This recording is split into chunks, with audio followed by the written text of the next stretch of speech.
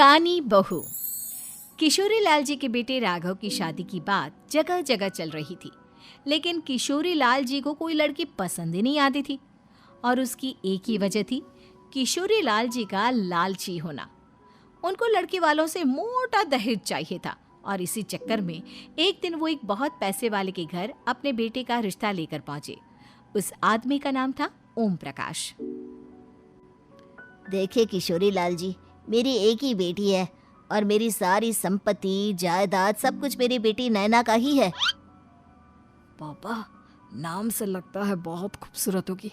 कितना अच्छा नाम है ना, नैना। ओ, वैसे बात तो सही है आपकी। अब इतना पैसा है, जमीन जायदाद है, इकलौती बेटी, आप भी क्या करेंगे? सब कुछ उसे ही देंगे ना। बिल्कुल ठीक पहचाना आपने। बस बेटी की शादी और सारी जायदाद उसके नाम। पापा, बिना देखे हाँ कर दीजिए ना। इतना अच्छा रिश्ता फिर कहाँ मिलेगा? माला माल हो जाएंगे हम। मैं अपनी बेटी को बुलाता हूँ। अरे नहीं नहीं नहीं नहीं, आपकी बेटी का नाम नैना है, सुनकर ही लगता है बहुत सुंदर होगी। रहने दीजिए अंकल, मैं तो आपकी बेटी के नाम से ही इतना खुश हो गया हूँ कि उसे बिना देखे शादी करने को तैयार हूँ। अब तो मैं उसका चेहरा सीधे शादी के बाद ही देखूंगा। और इस तरह राघव नैना का चेहरा नहीं देखता और उससे शादी कर लेता है। शादी के बाद अपनी सुहाग रात पर जब राघव नैना का घूंघट उठाकर देखता है तो नैना की आंखें बंद थी। कितनी खूबसूरत हो तुम नैना, जरा अपनी आंखें खोलकर मेरी तरफ देखो तो सही। नहीं, मुझे शर्म आती है। अरे, मैंने तुम्हें शादी से पहले भी नहीं देखा, और अब अगर तुम आंखें खोलकर मुझे देखोगी भी नहीं तो मुझे अच्छा कैसे लगेगा? इससे पहले कि नैना अपनी आंखें खोलकर राघव की तरफ देखती, अचानक से लाइट चली गई और राघव नैना को पूरी तरह से देख भी नहीं पाया। अगली सुबह नैना राघव के लिए नाश्ता बनाकर लेकर आई। अरे ये क्या, आधा पराठा सेका हुआ है और आधा बिल्कुल कच्चा। ये तुमने क्या किया नैना? बहू, तुमने क्या आधा पराठा तवे से नीचे लटका कर रखा था, जो आधा सिका है और आधा कच्चा? मुझे जितना दिखेगा उतना ही तो सीखूंगी ना पापा जी। जहाँ जहाँ मुझे नजर आ रहा था वहाँ मैंने सीख लिया, जहाँ जहाँ नहीं दिखा वहाँ कच्चा रह गया होगा। इसका क्या मतलब है? ये कैसा मजाक कर रही है तुम? अरे बहू, तुमने इतना लंबा घूंघट क्यों लगाया हुआ है? देखो, हमारे घर में बहुओं को बेटी की तरह रखा जाता है, और फिर तुम तो इतना सारा माल लेकर आई हो। देखो, ये घूंघट डालकर रखने की कोई ज़रूरत नहीं है। हाँ नैना, पापा जी ठीक कह रहे हैं, तुम तो आराम से रहो, अपना ही घर समझो। नैना अचानक से अपना घूंघट उठा लेती है। अरे ये क्या पापा, नैना की तो एक आंख फूटी हुई है। नाम से नैना, लेकिन ये तो कानी बहू निकली। मेरे साथ धोखा हुआ है, धोखा। बिना दिखाए अपनी कानी लड़की मेरे संग ब्याह दी। मुझे कानी भी नहीं चाहिए। मुझे अभी ओम प्रकाश जी से बात करनी पड़ेगी। आखिर उन्होंने मेरे साथ ऐसा किया क्यों? अरे, आप लोगों ने ही तो पापा से कहा था कि आप लोग शादी से पहले मुझे देखना नहीं चाहते। अब मेरे पापा पर क्यों इल्जाम लगा रहे हैं? अरे लेकिन उन्हें बताना तो चाहिए था ना कि तुम कानी हो, एक आंख से तुम्हें दिखाई नहीं देता। किशोरी लाल और राघव नाराज होकर ओम प्रकाश को अपने घर बुलाते हैं। पापा जी, ये आपने क्या किया?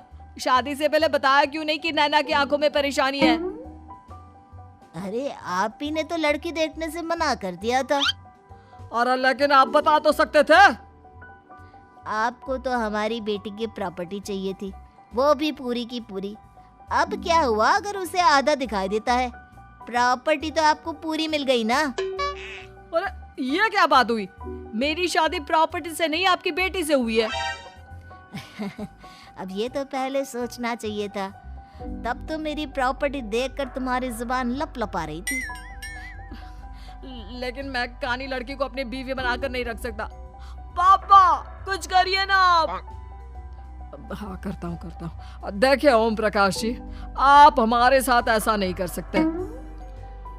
और तुम देखो, अगर तुमने मेरी बेटी से शादी तोड़ी ना, तो जो भी प्रॉपर्टी मैंने तुम्हें दी है वो तो पूरी की पूरी वापस ले ही लूंगा, और आधी प्रॉपर्टी तुम्हारी भी लूंगा। अरे मेरी आधी प्रॉपर्टी भला क्यों लेंगे आप? इसलिए क्योंकि मेरी बेटी को आधा नजर आता है और उसकी नजर अभी तक तुम्हारी आधी जायदाद पर ही पड़ी है। अब तुम उसे घर से निकालोगे तो कुछ तो लेकर जाएगी ना। और अगर हम आपकी बेटी को अपने घर की बहू बना कर रखे तो? तो तुम्हारी पूरी प्रॉपर्टी तुम्हारी ही रहेगी, और जो मैंने तुम्हें दिया है ना, उसमें से बस मैं आधा लेकर जाऊंगा।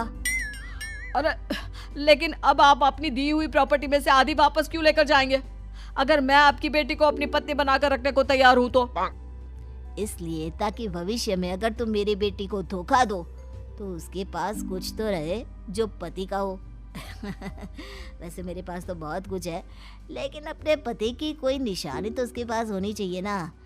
अब अगर तुमने मेरी बेटी को कानी कहा तो तुम्हें प्रॉपर्टी भी कानी ही मिलेगी, पूरी नहीं। जमाए राजा। किशोरी लाल और राघव समझ चुके थे कि वो बुरी तरह फंस चुके हैं और अब उनके पास वहां से निकलने का कोई चारा नहीं है। अब समझ में आया ना, लालच बुरी बला होती है। एक तो तुम्हें प्रॉपर्टी मिली, ऊपर से बीवी मिली, उसमें तुम्हें नखरे भी दिखाने हैं।